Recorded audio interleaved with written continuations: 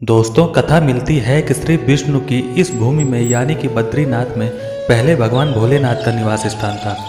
शिव यहाँ पर अपने परिवार के साथ वास करते थे।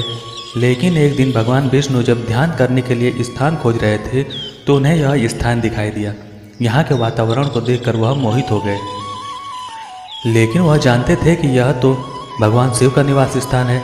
ऐसे में वह उस जगह पर कैसे निवास करते। तभी प्रभु के मन में लीला का विचार आया और उन्होंने एक बालक का रूप लेकर जोर जोर से रोना शुरू कर दिया।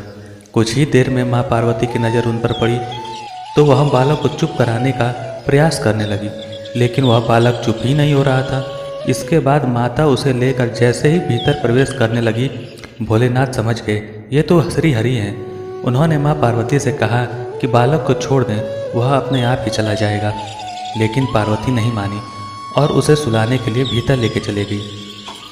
जब बालक सो गया तो माँ पार्वती बाहर शिव के साथ घूमने चले गई। इसके बाद शुरू हुई विष्णु की एक और लीला।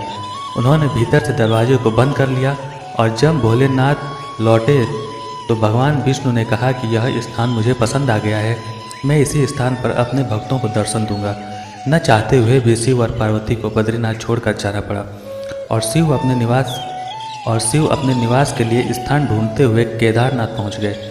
इस तरह शिव भूमि भगवान विष्णु का धाम बद्रीनाथ कहलाई और भोलेनाथ केदारनाथ में निवास करने लगे।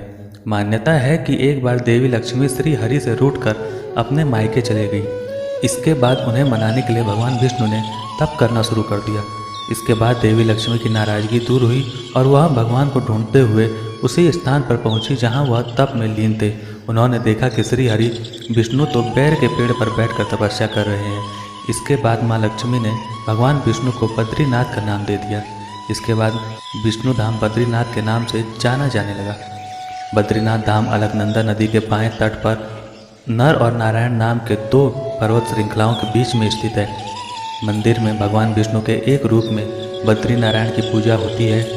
यहाँ स्थापित उनकी मूर्ति शालिग्राम से निर्मित है। इसके बारे में मान्यता है कि इसे आदि शंकराचार्य ने 8वीं शताब्दी में पास में स्थित नारद कुंड से निकालकर स्थापित किया था। इस मूर्ति को श्री हरि की स्वतः प्रकट हुई 8 प्रतिमाओं में से एक माना जाता है। दोस्तों, आशा करता हूँ आपको ये कहानी अच्छी लगी होगी और ऐसे ही मज़ेदार कहानियों के लिए हमारे चैनल को सब्सक्राइब जरूर कर दें।